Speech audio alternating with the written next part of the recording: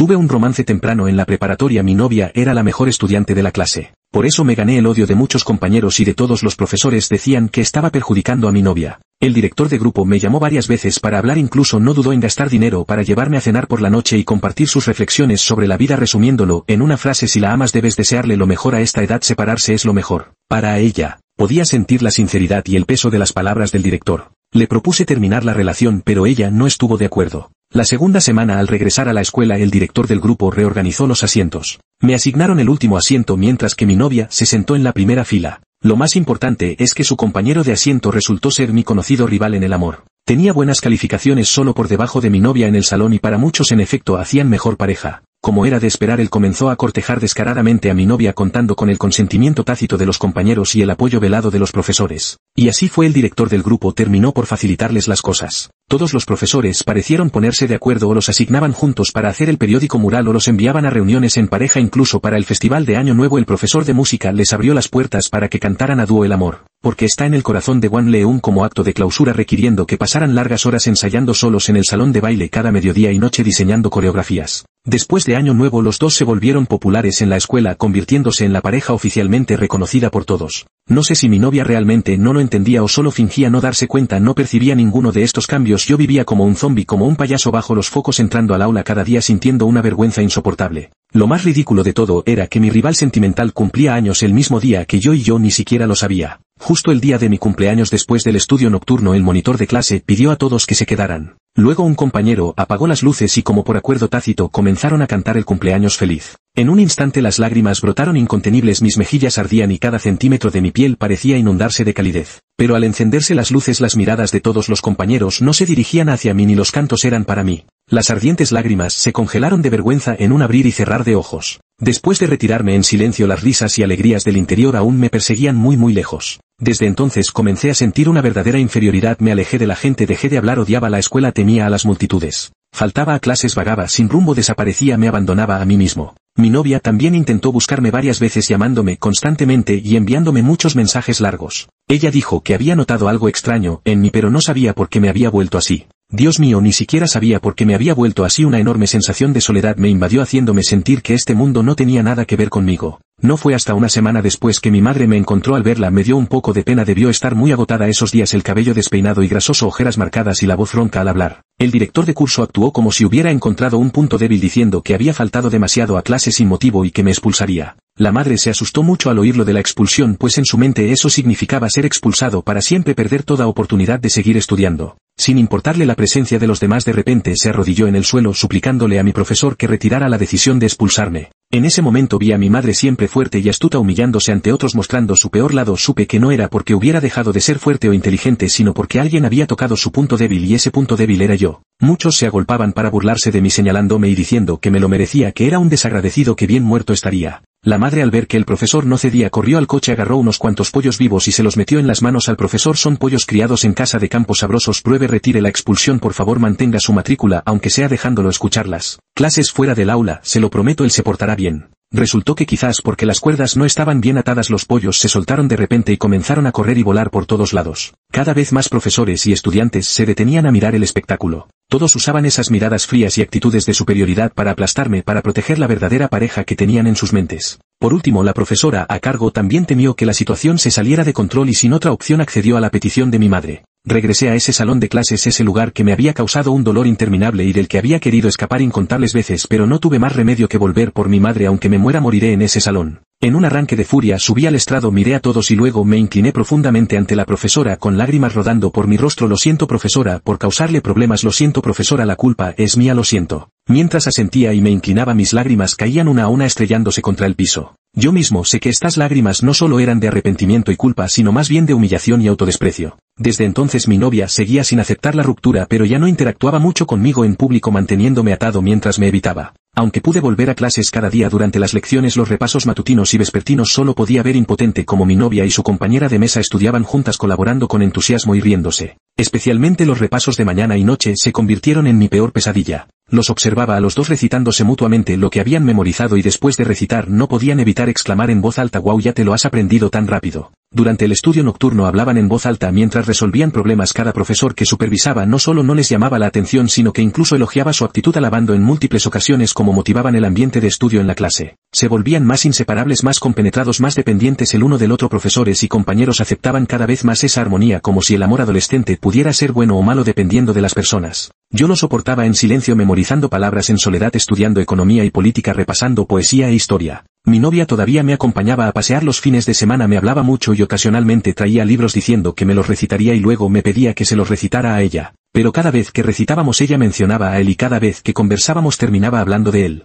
No podía decir 3 palabras sin mencionarlo, ni caminar 3 pasos sin sacarlo a colación. Quizás ella nunca supo que mi sensible corazón ya estaba lleno de cicatrices y en ese momento no hacía más que flotar sal en esas heridas abiertas. Me duele, pero no lo digo ni lo demuestro. Sereno y despreocupado, como si nada hubiera pasado. Cuanto más entusiasmado hablaba él, más indiferente me mostraba yo. De vez en cuando respondía con frases como que bien por ustedes, los envidios son tan increíbles, o recuerden no descuidar los estudios. Esta relación ambigua y distante duró mucho tiempo, hasta el punto de que casi me acostumbré a este estado emocional. Ella, tardíamente consciente, me envió un mensaje una noche: ¿cómo llegamos a esto? Me sumí en mis pensamientos: sí, ¿cómo llegamos a esto? Ella volvió a escribir quizás muchos años después. Al recordarlo lo lamentemos. Al ver las palabras lamentable sentí un agudo dolor en el corazón. Como si ambos hubiéramos adivinado el final de la historia en silencio, pero ninguno tomó la iniciativa para salvar la situación crítica. ¿Acaso este tipo de lamentaciones no son creadas por nosotros mismos? Pensando en esto respondí: este feriado del Duanbu salgamos juntos. Inmediatamente cerré los ojos y reviví nuestros recuerdos. En el segundo semestre del primer año de preparatoria nos convertimos en compañeros de clase porque ambos elegimos la rama de humanidades. Poco después de formarse la clase 25 de humanidades, ella destacó en el primer examen parcial obteniendo los primeros lugares, lo que llamó la atención de todos los profesores. La profesora de inglés llegó a pensar que se parecía a su propia hija y con el tiempo incluso comenzó a verla como tal.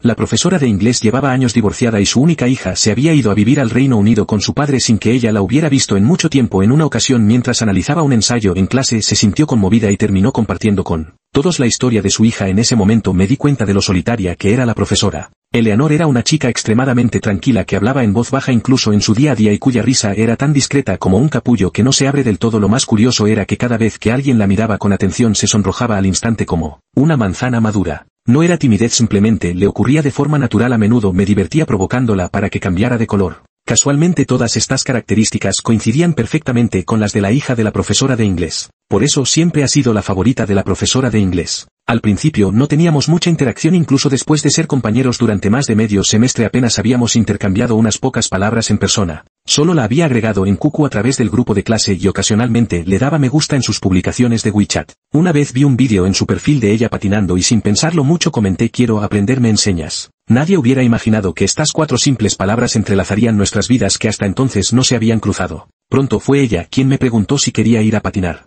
Lleno de curiosidad la seguí hasta la pista de hielo. Creí que sería fácil, pero subestimé mi habilidad. Mi terquedad me hizo caer unas 100 veces ese día. Más tarde, mientras descansaba, la observé patinar durante un rato. Llevaba un vestido blanco largo, moviéndose con gracia y naturalidad por el lugar, flotando suavemente con su cabello largo, ondeando al viento como una hada celestial jugando entre las nubes en el palacio del cielo. De repente recordé una frase: en la quietud es como una flor delicada reflejada en el agua, en movimiento como un sauce llorón meciéndose con la brisa. Era como si estuviera describiéndola a ella. Una sensación extraña comenzó a brotar en mi corazón. Justo en ese momento ella se acercó a mí y extendió su mano invitándome a dar una vuelta. Me acobardé y negué con la cabeza. Ella sonrió levemente y bromeó: no tengas miedo, yo te protejo. ¿Quién lo hubiera imaginado? Esta chica tan tranquila y reservada escondía un alma tan fascinante. Ya no pude negarme, extendí mi mano y me levanté lentamente. Y que sea yo el que se hace ilusiones, esta es la primera vez que tomo la mano de una chica. Al deslizarme fui especialmente cuidadoso, temiendo resbalar y hacerla caer también. Pero justo lo que temía sucedió: alguien venía patinando en reversa a toda velocidad hacia nosotros. En ese momento el pánico se apoderó de mí, perdí el control de mis pies y mis zapatos chocaron directamente contra los suyos. De manera dramática, increíblemente, ella cayó justo sobre mí. No sé si 2 personas que se caen en la pista de patinaje siempre terminan en esa posición, pero en ese momento mi corazón palpitante ya ardía de pasión. De cerca pude ver su rostro y oler el aroma de su cabello, incluso el aire que exhalaba tenía una fragancia única. A ese debía ser el corazón de un adolescente. Su expresión también tuvo un cambio sutil, como si no le importara en absoluto. Después de patinar era la hora de la cena y le pregunté casualmente si quería comer juntos. Ella aceptó con gusto. Fue nuestra primera cena juntos, ambos callados pero sintiéndonos cómodos y naturales, sin ningún inconveniente ni incomodidad. Ella no come yema de huevo y me preguntó si yo la quería. Asentí y dijo que sí. Ella la pinchó con el tenedor y me la acercó a la boca. No pude evitar reírme. ¿Me estás dando de comer? Ella también se rió con una sonrisa radiante como una flor. Si tú lo dices, pues sí. Desde ese momento quedé completamente perdido. Después de cenar propuse dar un paseo por el parque para bajar la comida y ella aceptó con entusiasmo. El parque en la noche era increíblemente tranquilo con una brisa suave bajo las tenues luces amarillas de las farolas. Dos largas sombras se tomaron de la mano de manera natural. El parque no era muy grande pero dimos vueltas y más vueltas como si estuviéramos codiciosamente pidiéndole más al destino. Al regresar tenía muchas ganas de confesarle mis sentimientos. Pero seguía sintiendo que era demasiado abrupto y que el tiempo pasó demasiado rápido. Pasé toda la noche dándole vueltas sin poder dormir. De vuelta en la escuela volvimos a nuestro estado de indiferencia mutua y los compañeros no notaron nada. Tampoco nadie podría imaginar que dos personas que normalmente no tenían nada en común habrían compartido un recuerdo breve pero precioso. 2 semanas después no pude resistir más y tras sopesarlo una y otra vez envié un mensaje de texto. Eres tú quien me hizo creer que el amor nunca necesita tiempo para prepararse. No es más que el reencuentro de dos almas que llevaban mucho tiempo separadas. Antes de vernos por primera vez ya nos habíamos visto innumerables veces. Esperé durante mucho tiempo. El teléfono finalmente sonó. Ella respondió. En la corriente del tiempo de miles de millones de años. Nuestra breve vida pasa en un instante. Y aún así mis años podrían ser por ti. Largo y adorable. Así fue como empezamos a estar juntos en silencio como algo que fluyó naturalmente. Los fines de semana íbamos al cine, a pasear en bote, a leer y prepararte en las librerías, a escuchar el viento y esperar la luna en los malecones, a caminar entre piedras y flores en las montañas, a perseguir las nubes desde las azoteas de los rascacielos, a jugar con los peces junto a las aguas tranquilas de los ríos. La felicidad del primer amor se esparcía en nuestras vidas cotidianas. Pronto nuestra historia se difundió lleno de alegría. Esperaba recibir bendiciones pero nunca imaginé que enfrentaría los ataques malintencionados de muchos compañeros. Fue después de una clase de educación física cuando fuimos juntos al comedor. Le susurré en secreto: cariño, mientras jugábamos al balón me pasó eso. Ella puso una cara de confusión. ¿Qué cosa? Me rastré la cabeza y solté una frase. Se me ha roto el pantalón por la entrepierna. Ella primero se quedó paralizada y luego soltó una carcajada. Le pedí que dejara de reír diciendo: vamos a comer primero, no quiero que pases hambre, me sentaré en un rincón hoy me traes la comida tú. Como siempre accedió de buen grado. Y sin embargo era algo tan insignificante. En la clase se corrió como la pólvora hasta el último rincón. Vaya hombrecito haciendo que una chica haga cola por la comida mientras él se sienta cómodamente esperando su plato. ¿Sabían? Ese tipo de nuestra clase es un verdadero canalla, siempre maltratando a Eleanor, obligándola a copiarle las tareas y lavarle los tuppers. Oye, les cuento que dicen que ese chico creció en una familia monoparental y tiene un carácter muy difícil. Ya lo investigué todo, el padre de ese tipo no es buena persona, abandonó a su familia hace mucho y formó un nuevo hogar afuera. También escuché que en la secundaria ese chico ya había quedado con una chica, intentó hacer cosas con ella, como ella no accedió le dio una bofetada y por eso después se transfirió a nuestra escuela. Los rumores extraños y variados con versiones de todo tipo se esparcieron como pólvora. También era natural que me convirtiera en el blanco de todos. Todavía recuerdo vívidamente una vez que caminaba con Eleanor por el campus y nos encontramos con varios compañeros. No ocultaron su desprecio y me lanzaron miradas llenas de desdén diciendo con sarcasmo: Eleanor, con tu gracia de cisne, ¿cómo es que terminaste con un sapo patético como este? Incluso hoy, muchos años después, esas palabras conservan su poder para herirme y me llenan de una profunda amargura. Los profesores también creyeron en los rumores y me guardaron rencor. Mi orgullo innato me impedía dar una sola explicación a nadie. Desde entonces me distancié de la gente como el humo de una chimenea que se disipa en el mar de nubes. Fue justo entonces cuando mi rival en el amor hizo su jugada, comenzando a llevarle el desayuno a Eleanor descaradamente y a acompañarla a su dormitorio sin ningún reparo. A la luz del día arrebató el amor con descaro. Eleanor no era buena para rechazar las atenciones de los demás. Las acciones del rival en el amor se intensificaban, contando además con el apoyo de profesores y compañeros. Así fue como quien terminó atendiendo a Eleanor en todo momento resultó ser él. Al pensar en todo esto y en la situación actual, las lágrimas estuvieron a punto de brotar de mis ojos.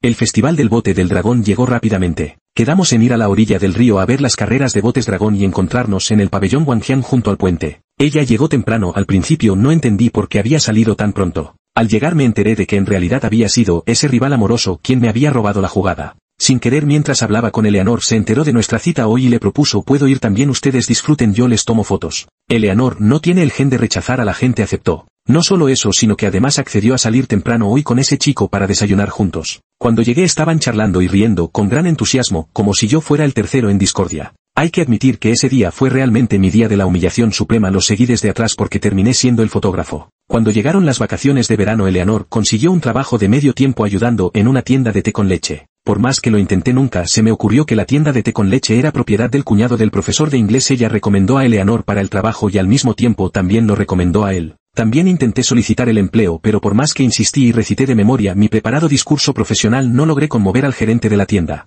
La frustración y la amargura me dejaron exhausto. Sin otra opción tuve que conformarme con ser voluntario en el asilo de ancianos junto a su tienda de té. El trabajo de voluntario no era mucho y como aún era estudiante el personal del asilo no me asignó tareas pesadas. Mi trabajo diario consistía en acompañar a los abuelos, charlar y jugar ajedrez con ellos, hacerlos reír y escuchar sus confidencias. A decir verdad, esta experiencia como voluntario en el asilo de ancianos me impactó profundamente. Escuché muchas historias de vida reales y conmovedoras que me hicieron comprender cuántas difíciles decisiones enfrenta el ser humano. Lo más importante es que forjó mi carácter resiliente ante el destino e inspiró mi búsqueda y reflexión sobre la bondad humana. Creo que la facilidad con que he podido sentir felicidad en mi vida posterior se debe en gran medida a esta experiencia. En mi tiempo libre solía visitarlos en la tienda de té con leche para ayudarles con la limpieza. Para ser honesto, los envidiaba un poco, aunque suene humillante decirlo. Compartían cada día en las buenas y en las malas. Las vacaciones de verano pasaron rápidamente y pronto comenzó el estresante último año de preparatoria. El director de clase y los profesores de las asignaturas no pudieron quedarse quietos, de nuevo sintiendo que era un momento crucial, como si estuvieran frente a un enemigo formidable listos para la batalla. El primero en actuar fue la profesora de inglés, quien encontró a mi novia y le dijo: ¿qué tal? ¿Todavía están juntos? La profesora no se meterá en sus asuntos, no los apoyo ni me opongo, pero te digo de corazón, realmente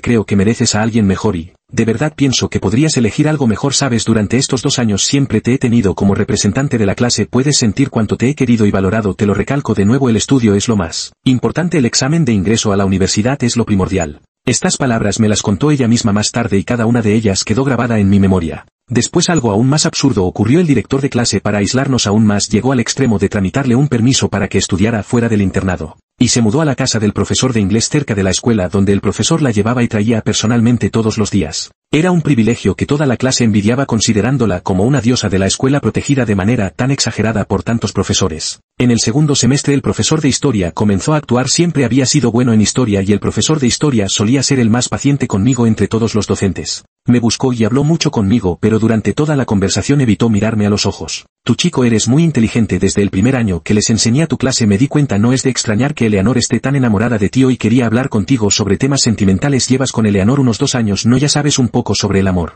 Entonces, ¿qué crees que es el amor? Me quedé atónito sin responder. Déjame contarte una historia. Hace 20 años había un joven como tú profundamente enamorado de su novia. Se levantaba temprano cada día para cruzar varios barrios y comprarle leche de soja caliente. Se peleaba con compañeros por ella. Trabajaba en vacaciones para ahorrar y comprarle regalos, y durante la universidad viajaba miles de kilómetros solo para ver una película con ella. Esos viajes de ida y vuelta, solo el cielo sabe lo solitarios y felices que eran. Lo que más recuerdo es una noche que salió con amigos a comer algo y probó una sopa de taro deliciosa para que ella pudiera probarla antes de dormir. Condujo demasiado rápido y al tomar una curva el coche volcó en una zanja. Entonces me enfadé tanto que lloré porque el agua azucarada se derramó. El profesor de historia tenía los ojos ligeramente enrojecidos, sumergido en la felicidad del recuerdo. Otra vez compré un ramo de flores muy hermoso, tan hermoso, y como tenía prisa por ver su expresión de sorpresa al recibirlas, otra vez conduje muy rápido en una curva cerrada el ramo en el asiento del copiloto. Se inclinó bruscamente por la inercia y en un acto desesperado intenté agarrarlo. Las espinas me hirieron la mano dejando varias marcas rojas profundas. Y otra vez me enfadé tanto que lloré porque las flores se habían estropeado al agarrarlas.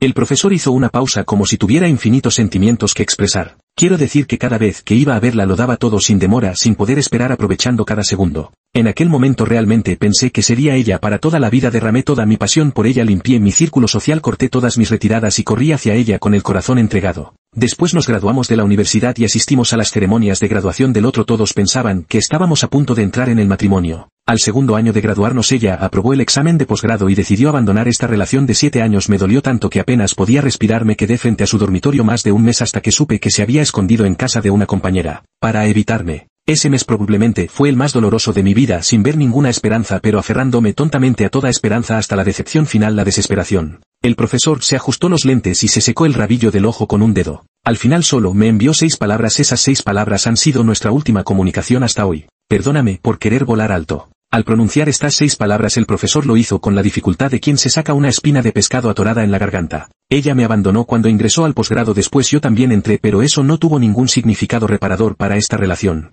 Con los años, al convertirme en maestro, esposo y padre, fui comprendiendo el verdadero significado del amor. Es permitirle al otro alcanzar algo mejor aunque el precio sea la separación. Protegerla, mantenerla a salvo. Después de decir esto el profesor bajó la cabeza en silencio. Entendí las últimas palabras. No es de extrañar que el profesor me preguntara qué es el amor. Resulta que se trata de soltar. Tomé una decisión y le dije al profesor con toda seriedad: profesor, lo entiendo, para no afectar sus estudios esta semana definitivamente romperé con ella, de manera definitiva cortaré por lo sano sin dejar cabos sueltos. El profesor de historia levantó lentamente la cabeza con los ojos brillantes como si hubiera visto fuegos artificiales en verano, lleno de satisfacción pero también con una expresión preocupada. Tras un largo silencio finalmente habló de nuevo. Todavía no lo entiendes. Me quedé paralizado por un momento con el rostro lleno de confusión. Entonces, ¿qué es? El profesor volvió a bajar la cabeza para hablar sin mirarme. ¿Conoces la familia de Eleanor? Tiene 3 hermanos mayores y 3 hermanas mayores. Su padre tenía casi 60 años cuando ella nació y al principio la dieron en adopción, pero luego ella misma encontró el camino de regreso a casa. Sin embargo, esta vez el haberla enviado le causó un gran daño emocional, por eso los profesores estamos especialmente pendientes de ella. Al volver a casa no recibió el cuidado y afecto que merecía. Sus hermanos y hermanas pensaban que no debía haber regresado y sus padres a menudo la reprendían diciéndole que sobraba. Así, en este entorno familiar tan disfuncional, ella se volvió extremadamente madura, trabajadora y obediente. Quizás por esa carencia de amor, y tú eres un chico lleno de amor, todos lo vemos. Tal vez tu presencia ha llenado ese vacío de amor en ella. Depende de ti, incluso puede que en su corazón tú seas como su familia. Su familia no se preocupó mucho por ella. Incluso después de que terminó la secundaria no estuvieron de acuerdo con que continuara estudiando. Fue ella quien en secreto trabajó durante las vacaciones de verano para ahorrar la matrícula y vino por su cuenta a la preparatoria. 2 años han pasado. Está agotada, asustada, necesita una seguridad estable. Y durante estos 2 años nosotros también hemos visto que tus sentimientos hacia ella son sinceros. A decir verdad, al principio algunos de nosotros los profesores teníamos ciertas reservas sobre ti, pero ahora está claro que eres digno de confianza. Me sentí profundamente conmovido y al mismo tiempo abrumado por la culpa hacia los profesores. No pude evitar romper a llorar. El profesor me dio una palmadita en el hombro y continuó hablando. ¿Sabes qué es la seguridad estable? Pregunté ansioso. ¿Qué es? Es la universidad. Es ingresar a la universidad. Solo ingresando a la universidad, solo con un título universitario, puede obtener la seguridad para toda su vida, como mi novia, que se fue decidida buscando su propia seguridad. Te digo todo esto para que entiendas que nosotros como hombres nunca debemos, en nombre del amor, obstaculizar que una chica persiga la seguridad de toda su vida. Es algo que dura para siempre. El tono del profesor se volvía cada vez más solemne y sincero. Pero sentía que me faltaba el aire, como si innumerables manos me estuvieran estrangulando. Pregunté con cautela. Entonces, ¿qué debo hacer exactamente? El profesor bajó la voz. Todos sabemos que Eleanor no puede estar sin ti. Siempre ha sido ella quien se ha negado a terminar la relación. También sabemos que esta vez estás decidido a romper con ella, pero ¿de qué sirve? Solo afectará cada vez más sus estudios. El único método de remediarlo ahora es que tú abandones la escuela. Vaya, después de hablar toda la noche y derramar lágrimas sin parar, resulta que todo era un rodeo para convencerme de que me fuera. Me sentí tan helado que me estremecí con las extremidades temblando sin control. ¿Acaso yo no necesito seguridad? ¿Acaso no merezco ir a la universidad? ¿Acaso no debería tener un futuro? ¿Por qué ser tan despiadado? Era mi querido profesor de historia, un hombre de semblante amable y modales refinados, pero pronunció las palabras más hirientes del mundo. Al verme en silencio, aprovechó para insistir. Durante estos 2 años hemos visto cuánto la amas. Todos te apoyamos y esperamos con ilusión que su relación dé frutos. Piensa en el futuro de los dos. Ya sabes, los que siempre hacemos sacrificios somos los hombres. Todos los profesores me han hablado bien de ti. Dicen que eres fiel, apasionado y que asumes responsabilidades. Ahora es el momento de demostrarles que no se equivocaron. Analizando fríamente los resultados académicos de ambos, ¿crees que ella tiene más posibilidades de entrar en la universidad o las tienes tú? No respondí. Él continuó. Todos en la clase saben que Eleanor tiene muy buenas notas. Seguro entrará en una universidad de élite. Los directores del instituto tienen grandes expectativas. Si tuvieras que elegir racionalmente, estoy seguro de que preferirías que ella fuera a la universidad. Eres extremadamente responsable, todos lo sabemos. Pensemos a largo plazo. Cuando ella ingrese a la universidad, su familia naturalmente no la apoyará para que estudie. Sus hermanos mayores ya tienen sus propias familias y sus cargas también son pesadas. En ese momento será necesario que tú, como su novio, estés ahí. El amor es desinteresado, es dar sacrificios. Si abandonas la escuela no interrumpirás sus estudios, aunque esté triste por un tiempo. Con el apoyo y la orientación de nosotros, los profesores y compañeros, creemos que podrá volver a concentrarse rápidamente en sus estudios. Y tu sacrificio de dejar los estudios para trabajar y ganar dinero para su matrícula, en pocas palabras, es una forma grandiosa de proteger el amor. Estás protegiendo su futuro, estás resguardándola de las tormentas desde un nivel más elevado. Eres digno de admiración y lágrimas. El profesor siguió diciendo muchas cosas más, pero ya no podía escuchar, ya no podía recordar. Me hundí en una difícil disyuntiva. Al final de la conversación reuní coraje y con voz débil le pregunté al profesor: si dejo la escuela y me voy a casa, profesor, ¿podré conservar el derecho a presentarme al examen de ingreso a la universidad? El profesor se alegró enormemente, como si mi comportamiento hubiera caído justo en sus manos. Contestó una y otra vez: por supuesto que sí, por supuesto que sí. Pero durante este tiempo no debes tener contacto con ella. Nosotros nos encargaremos de todos los arreglos posteriores. Le diremos que te fuiste a trabajar para ganar dinero para su matrícula universitaria. Créeme, profesor, le hablará bien de ti y la cuidará por ti. Así fue como al día siguiente empaqué mis cosas. Sabía que mi madre era la que más sufría, pero ya había tomado una decisión y no tenía intención de explicarle nada. No tenía otra opción. Antes de dejar la escuela fui a la oficina a buscar a mi profesor tutor para firmar el acuerdo de seguridad fuera del campus. Cuando estaba a punto de llegar a la oficina escuché a muchos profesores riendo y hablando alegremente, con un ambiente tan festivo que parecía una celebración. Justo cuando iba a tocar la puerta reconocí una voz familiar. Era la profesora de política, esa voz femenina inusual y grave, imposible de confundir. Solo se escuchó su voz llena de alegría preguntando ¿de verdad realmente va a volver? Esto es maravilloso, hay esperanza para la bonificación por la tasa de admisión en universidades de primer nivel. Otra voz familiar dijo no te preocupes, ya me lo prometió, esta vez definitivamente no habrá problemas, seguro que regresa. Era el profesor de historia entumecido, el desconsuelo no tenía límites. Otra voz se alzó entonces, va a presentarse al examen de ingreso universitario. Es la profesora de inglés con un tono tan suave y plano como de costumbre. Profesor de historia, que participe, déjenlo participar, el chico tiene un rendimiento decente y en historia es bastante bueno, ay si no fuera por lo de Eleanor realmente me daría pena perderlo. Profesor de política, déjalo ya con sus notas en política, participar o no en el examen de ingreso a la universidad no tiene ningún sentido para él. Profesor de historia, no hablemos así, todos tienen un potencial infinito. Profesor de política, eso lo creo, todos tienen un potencial ilimitado, pero con la condición de que sean personas.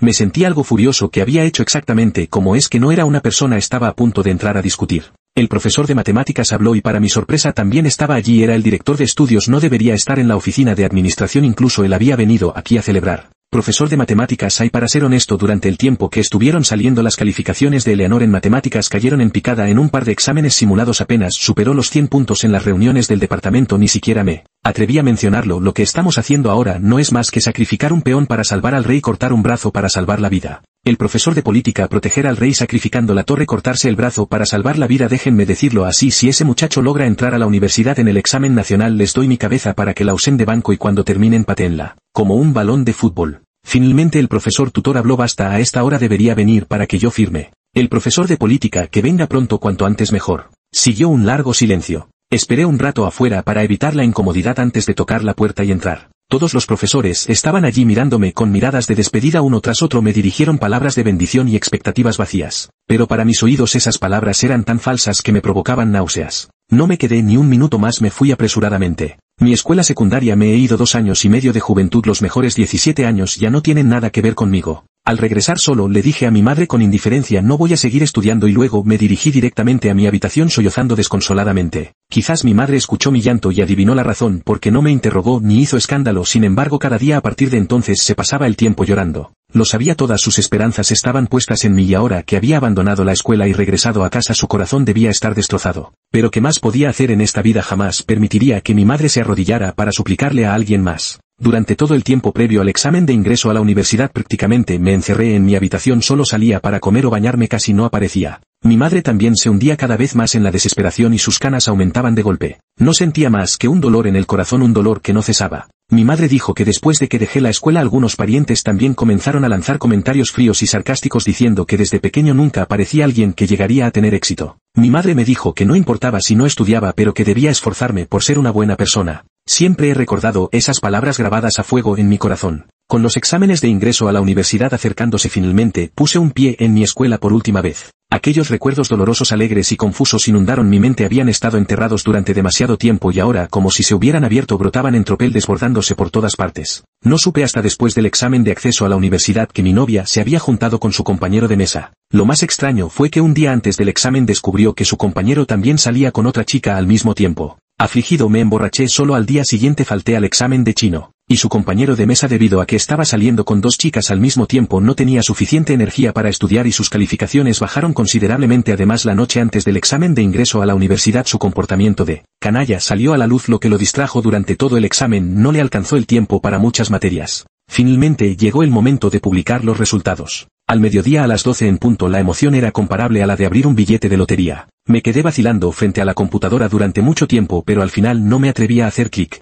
Finalmente mi madre irrumpió en la habitación radiante de alegría gritando: hijo, lo lograste, pasaste el examen de ingreso a la universidad, jajaja. Me quedé con una expresión de asombro porque mi madre dijo que como vio que no me atrevía a revisar los resultados, ella llamó en secreto a mi profesor para conseguir mi número de examen y los consultó por mí. Mientras decía esto se acercó corriendo, tomó mis manos y mirándome a los ojos repitió: lo lograste, hijo, de verdad lo lograste. La voz de mi madre temblaba y lágrimas de felicidad inundaban su rostro. Yo también cerré los ojos lentamente, al fin había terminado. Observé a mi madre aún sumergida en una alegría infinita. Este momento fue el mayor disfrute de mi vida. Extras 1. Durante los meses que pasé encerrado en mi habitación dediqué todo mi tiempo a memorizar y estudiar por mi cuenta. Tenía una aplicación en mi teléfono para resolver ejercicios y día tras día me sumergía en ella. Así que ese título universitario no fue en absoluto un regalo casual del cielo. Extras 2. Mi novia al faltar a uno de los exámenes de chino solo obtuvo una puntuación que le permitía acceder a una escuela de formación profesional de primera categoría. Su nuevo novio tampoco lo hizo bien y también entró en una escuela de formación profesional.